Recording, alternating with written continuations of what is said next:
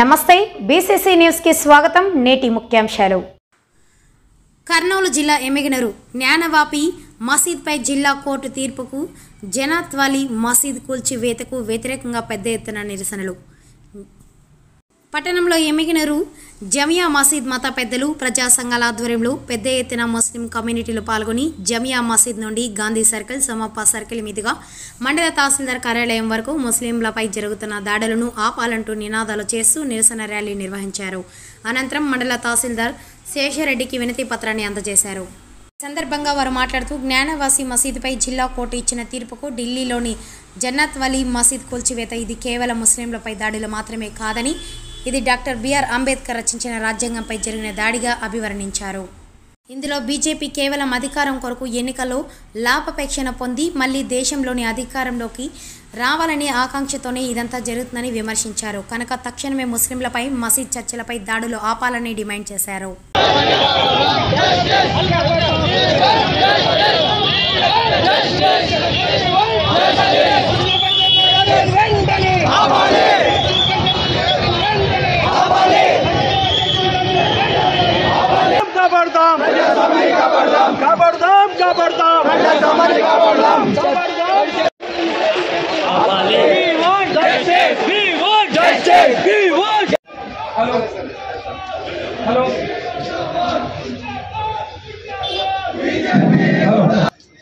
ज्ञान व्यापी मस्जिद की सिलसिले में और जन्नत वाली मस्जिद दिल्ली उस सिलसिले में आप तमाम एक रैली की शक्ल में अपने गम को, अपनी फरियाद को यहाँ सुनाने के लिए ये हमारे ऑफिस आए हुए हैं। हम आप तमाम मुसलमानों का दिल की गहराइयों से इस्तकबाल करते हैं। आप जानते हैं कि हम मुल्क हिंदुस्तान में मुसलमान अपने मुल्क से कितनी मोहब्बत करते हैं। जर्रे जर्रे में, हिंदुस्तान के जर्रे जर्रे में मुसलमानों का खून शामिल है। हमने बड़ी मेहनत से खून का नजराना पेश करके मुल्क हिंदुस्तान को आज़ाद दिलाया। इंडियन लॉ में जो कानून हमको दिया गया है उसमें बताया गया है कि सब के सब बराबर है, सबकी मस्जिदों का एहतराम होना चाहिए, सबकी मंदिरों का एहतराम होना चाहिए, गुरुद्वारों का एहतराम होना चाहिए, जैन मत का एहतराम होना चाहिए, उनके इबादत गाहों का। इंडिया एक सेकुलर कंट्री है कि इंडिया का लॉ, इंडिया का कानून, इंडिया का कॉन्स्टिट्यूशन चीख के कह रहा है कि इंडिया किसी एक मजहब पर नहीं चल सकता, ये इंडिया किसी एक कानून पर नहीं चल सकता। जितना हक हिंदुओं को है उससे भी ज्यादा हक मुसलमानों का है। ये इंडिया का कानून, इंडिया का दस्तूर हमें बताता है। मुसलमान हमेशा रवादारी के साथ यहाँ पर जिंदगी गुजर बसर किए हैं। 900 साल 800 साल हुकूमत हमने यहाँ पर की। हमने किसी के इबादत खाने को नहीं छेड़ा, किसी के मस्जिद को नहीं छेड़ा, क्योंकि इस्लाम में जबरदस्ती से किसी की मस्जिद की जमीन हासिल नहीं की जा सकती। किसी की जमीन को छीन कर कभी यहाँ पर मस्जिद नहीं बनाई।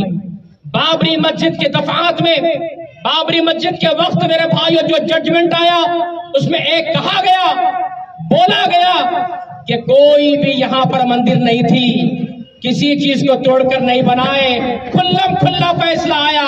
फिर भी कहा कि मेजॉरिटी की आस्था के हिसाब से हम ये फैसला दें। कोर्ट की कदर करते हैं लेकिन फैसला करने में जल्दबाजी की जा रही है और फैसला करने वालों को ओहदे दिए जा रहे हैं। मेरे भाइयों, ज्ञान वापी मस्जिद कई 100 साल से बनारस की वो मस्जिद जहां मुसलमान नमाज पढ़ रहे थे, जहां मुसलमान अल्लाह की इबादत कर रहे थे, अचानक ये कहना कि उसके अंडरग्राउंड, उसके अंदर फला चीजें थी, सामान थे, मूर्तियां थी, इसलिए इस मस्जिद को हमारे हैंडल करो। सर्वे तुम्हारा, कानून तुम्हारा, और मस्जिदों को कब्जा करने का ये नाजायज तरीका, ये जुल्म है, ये बर्बरियत है। हर मुसलमान को इसके खिलाफ आवाज उठाना चाहिए। आज हमारे मसाजिद इनके नशाने पर है, मस्जिदों को ये लोग नशाने पर रखे हुए हैं, मदरसों को नशाने पर रखे हुए हैं, खत्म करना चाहते हैं। इस्लाम ऐसा इजाजत हमको हरगिज नहीं देता, किसी के ऊपर कब्जा करके मस्जिद नहीं बनाते। मुसलमान बाकायदा खरीद कर मस्जिद की जगह बनाया जाता है। मेरे भाइयों, हम कभी नहीं कहा कि ये मंदिर हमारी है, ये फला चीज हमारी है।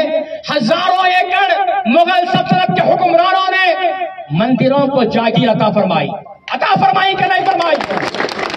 चाहते हैं हिंदुस्तान की हुकूमत से ये रैली ये मुतालबा करती है, हमारी मस्जिदों को हरगिज हाथ न लगाया जाए, वरना क़ियामत बर्पा हो सकती है। याद रखें, हमारे सब्र का इम्तिहान न ले, हमारे सब्र का इम्तिहान न ले। एक बाबरी मस्जिद गई, लेकिन हमने बर्दाश्त किया, क्योंकि कानून की कदरदान है हम, कानून की इज्जत करते हैं हम, अदालत आलिया सुप्रीम कोर्ट की इज्जत करते हैं हम, इसलिए हम खामोश रहे। एक झगड़ा भी नहीं हुआ मस्जिद बाबरी के ऊपर तोड़कर। मेरे भाइयों, आपने राम मंदिर बनाई, हमने कोई गलाटा नहीं किया, हमने कोई फसाद नहीं किया। हमारा छोटा बच्चे से लेकर 80 साल का बूढ़ा नौजवान सबके सब सब्र करते रहे। अल्लाह हमारा फैसला फरमाया। दुनिया की अदालतें खत्म हो जाएगी, एक वो वक्त आएगा कि रब्बुल आलमीन अपनी अदालत पर बैठा होगा, वो फैसला जरूर करेगा और उसका फैसला हक बजानिब होगा। लिहाजा हम वजीर आजम भी थे, मेरे भाई अराकीन थे। అదేవిధంగా 1718లో కూడా ఆయన మనుమడు టిప్పు సుల్తాన్ ఏ రోజు కూడా ఈ హిందూ దేవాలయాల పైన చర్చిల పైన ఏ మాత్రం పరిపాలన కొనసాగించలేదు. ఈ భారతదేశ భూభాగం నుంచి బ్రిటిష్ వారిని తరిమి కొట్టాలని చెప్పి పోరాటంలో అసూయ పాసినటువంటి చరిత్ర కూడా ఆ వైపు ఉంది. కానీ ఇవాళ ఆ యొక్క చరిత్రను రూపుమాపేందుకు రానున్న ఎన్నికల్లో గెలవడానికి బీజేపీ కుయుక్తులు పన్నుతుంది. కాబట్టి ఆ వైపున ఆలోచించాల్సిన అవసరం ఉంది. ఇవాళ కేవలం ఒక మైనారిటీ వర్గాల పైన మాత్రమే దాడి కాదు, యావత్ భారతదేశం అన్ని కులాల పైన అన్ని మతాల పైన ఇవాళ దాడులు జరుగుతున్నామని చెప్పి మేము నిర్ధారిస్తున్నాం. ఎందుకంటే రామ మందిరం సంబంధించి ఆలయం పూర్తి కాకున్నప్పటికీ కూడా ఓట్ల లాజిక్తో రానున్న ఎన్నికల్లో గెలిపే దిశగా ఆ వైపున ప్రయత్నం చేయాలని చెప్పి బీజేపీ ప్రభుత్వం అసంపూర్తిగా ఉన్నటువంటి రామ మందిరాన్ని వాళ్ళ అయోధ్యలో పూర్తి స్థాయిలో శంకుస్థాపన చేసి బాలవర చంద్రుడి విగ్రహాన్ని కూడా రూపొందడం జరిగింది. ఎందుకోసం చెప్తున్నామంటే పోయిన ఎన్నికల్లో చైనా అదేవిధంగా పాకిస్తాన్ సరిహద్దులకు సంబంధించినటువంటి అంశాన్ని తెరపైకి తీసుకొచ్చి రాజకీయం చేసి అధికారం గద్దెకెక్కడం జరిగింది. మరి యొక్క సార్థిక ఎన్నికలు వస్తున్నాయి కాబట్టి రామ మందిరాన్ని తెరపైకి తీసుకురావాలి. బాబ్రీ మసీద్ సమయంలో రామ మందిరం కానీ అదేవిధంగా మదీనాలో ఉన్నటువంటి మసీదు కూల్చేసి అక్కడ కృష్ణుని మందిరాన్ని నిర్మించాలని చెప్పి అదేవిధంగా 600 సంవత్సరాల కాలం ఉన్నటువంటి ఢిల్లీలో మసీదు కూల్చేయడం జరిగిందని చెప్పి ఓ పక్క డిఏ కూడా ఆదాయించడం. ఆ మసీదులో మదరసా సంబంధించి పాఠశాల ఉంది, ఏమీ లేదు. కాబట్టి పురాతన మసీదును కూల్చడం కరెక్ట్ కాదని చెప్పి మేము విజ్ఞప్తి చేస్తున్నాం. ఈ దేశంలో పుట్టి ఈ దేశంలో పెరుగుతున్నప్పుడు ప్రతిరోజు అభద్రతా భావంతో బతుకుతున్నాను. ఈరోజు మసీదుని కూల్చాలని కాదు, రాజ్యాంగాన్ని కూల్చారు. మనం అనుకుంటున్నాం మసీదు కూల్చున్నారనుకుంటున్నాం, కానీ డాక్టర్ బిఆర్ అంబేద్కర్ ఎన్నో సంవత్సరాలు కష్టపడి రాసినటువంటి గొప్ప రాజ్యాంగాన్ని కూల్చి పారేస్తున్నారు. ఈరోజు మసీద్ జరగవచ్చు, రేపు మహమ్మదీయులకి అధికారం వస్తే వాళ్ళ పరిస్థితి ఏంటి, వీళ్ళ పరిస్థితి ఏంటి అంటే దేశంలో ఒకసారి మసీదు కూలుస్తాం, ఒకసారి గుడి కలుస్తాం, చర్చను కాల్చేస్తాం.